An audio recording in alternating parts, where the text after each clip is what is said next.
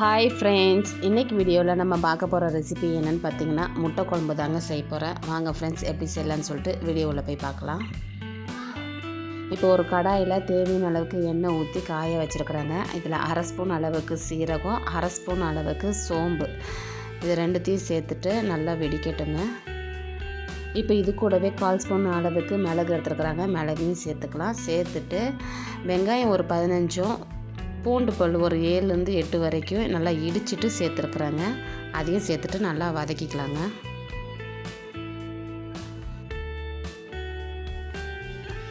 நல்லா வதங்கினதுக்கப்புறமா ஒரு கொத்து அளவுக்கு கருவேப்பிலை எடுத்துருக்குறாங்க. அதையும் சேர்த்துட்டு நல்லா வதக்கிக்கலாங்க.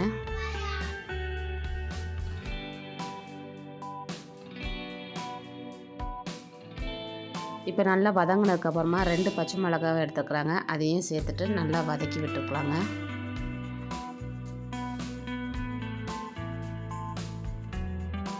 இது வதங்கிட்டு இருக்க சமயத்தில் பெரிய வெங்காயம் ஒரு 2 எடுத்துருக்குறாங்க. சின்ன சின்னதாக கட் பண்ணிவிட்டு சேர்த்துருக்குறேன். அது கூடவே 2 ஸ்பூன் அளவுக்கு உப்பு சேர்த்துருக்குறாங்க. சேர்த்துட்டு இதையும் நல்லா வதக்கி விட்டுடலாங்க. வெங்காயம் நல்லா கலர் சேஞ்ச் ஆகிற வரைக்கும் நல்லா வதக்கிக்கலாங்க.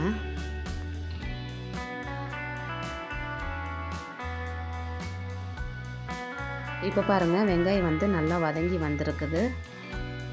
நல்லா ஒரு தடவை மிக்ஸ் பண்ணிக்கலாங்க. இப்போ இது கூடவே அரை ஸ்பூன் அளவுக்கு மிளகாய் தூள் எடுத்துருக்குறாங்க. அதையும் சேர்த்துட்டு நல்லா வதக்கிக்கலாம்.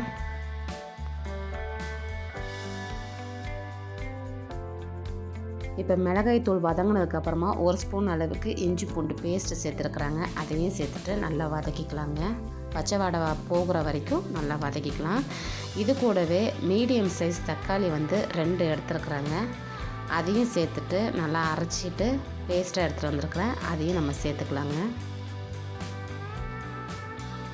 சேர்த்துட்டு இதையும் நல்லா மிக்ஸ் பண்ணிவிட்டு வதங்க விட்டுறலாங்க. தக்காளியில் இருக்கிற பச்சை வாடை போகிற அளவுக்கு நல்லா வதக்கிக்கலாம்.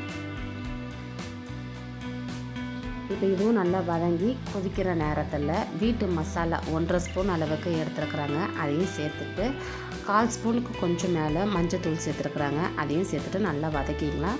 காரம் நம்மளுக்கு ஏற்ற மாதிரி சேர்த்துக்கலாங்க. நான் ஆல்ரெடி பச்சை மிளகாவும் இஞ்சி பூண்டு பேஸ்ட்டும் போட்டுக்கனால நார்மலாக சேர்த்துருக்குறேங்க.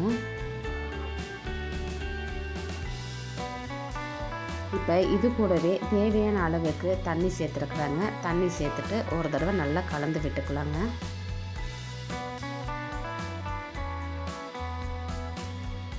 இப்போ கலந்து விட்டதுக்கப்புறமா நல்லா கொதி வந்துருச்சு பாருங்கள். இப்போ நம்ம அரைச்சி வச்சுருக்கிற தேங்காயும் முந்திரி பருப்பும் சேர்த்து அரைச்சி வச்சுருக்குறாங்க. அதையும் நம்ம சேர்த்துக்கலாம். சேர்த்துட்டு ஒரு தடவை நல்லா கலந்து விட்டுக்கலாங்க.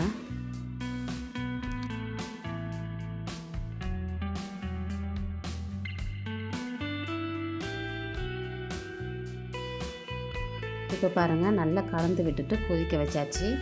கொதிச்சிட்ருக்க சமயத்தில் நான் 6 முட்டை எடுத்துருக்குறாங்க. அதை ஒன்று ஒன்றா சேர்த்துக்கலாம்.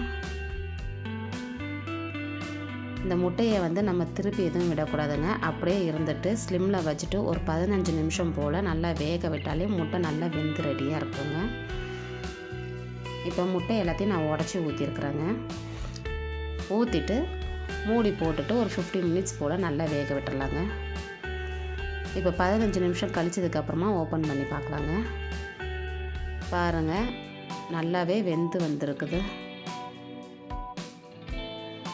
முட்டை எல்லாம் பிரியாமல் அப்படி முழுசாக வெந்து வந்திருக்கு.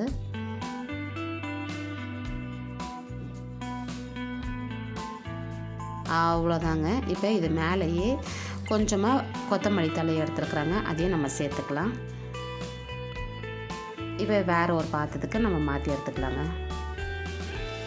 அவ்வளோதாங்க. இப்போ நம்ம ரெடி பண்ணி வச்சுருக்கிற முட்டை குழம்பு ரெடி ஆகிடுச்சு. இந்த வீடியோ உங்களுக்கு பிடிச்சிருந்துச்சின்னா லைக் பண்ணிக்கோங்க. மறக்காமல் நம்ம சேனலை சப்ஸ்கிரைப் பண்ணிக்கோங்க ஃப்ரெண்ட்ஸ். பக்கத்தில் இருக்கிற பெல் ஐக்கானே கிளிக் பண்ணிக்கோங்க. அப்போ தான் நான் போடுற வீடியோ உங்களுக்கு வரும். Okay friends, tata, bye by.